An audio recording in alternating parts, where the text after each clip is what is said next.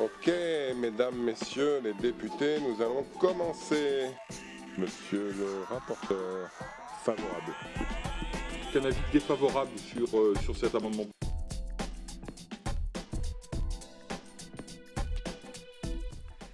Le projet de loi États généraux de l'alimentation, c'est d'abord un diagnostic. Les agriculteurs vivent dans une paupérisation inacceptable et en plus, il faut adapter l'agriculture au XXIe siècle en la rendant plus durable.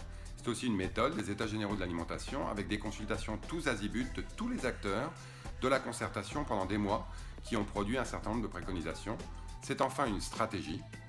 D'abord, assurer la souveraineté alimentaire de la France, ensuite inverser la chaîne de valeur pour que les agriculteurs gagnent leur vie, c'est la moindre des choses, assurer à tous une meilleure alimentation et protéger l'environnement.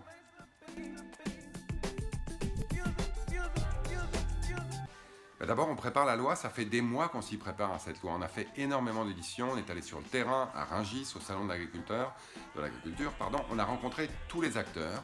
Et ça nous a permis de préparer la deuxième étape, qui est l'examen concret du projet de loi qu'on vient de faire depuis quelques jours.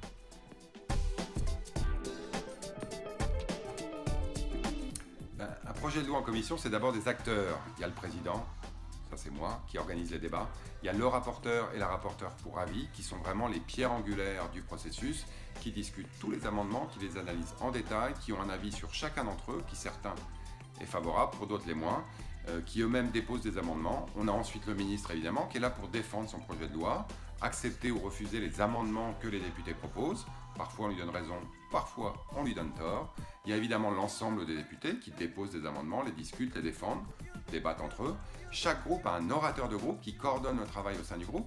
Et enfin, il y a les gens dont on parle moins, les administrateurs et les administratrices de l'Assemblée, qui font un énorme boulot pour éventuellement améliorer la rédaction de tel ou tel amendement, qui jugent certains irrecevables et qui intègrent les amendements dans le projet de loi au fur et à mesure qu'ils sont votés.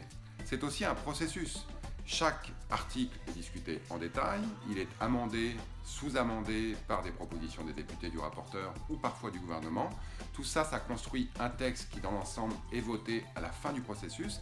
C'est ce texte qui fait foi et qui est ensuite apporté à l'hémicycle pour une discussion plus générale avec l'ensemble des députés. Plus de 2000 déposés, plus de 1900 discutés, ça fait beaucoup, oui, je sais. 45 heures pas non-stop évidemment, étalé sur quelques jours, mais 45 heures assez condensées. Peut-être des anecdotes personnelles qui montrent que les députés sont aussi des gens qui vivent la vraie vie. On a entendu parler de la fille d'un, du chien d'un autre, de la grand-mère d'un troisième, et évidemment de tous les agriculteurs qui connaissent sur le terrain. Les députés, ça vit la vraie vie, ça discute la loi avec tout ça en tête.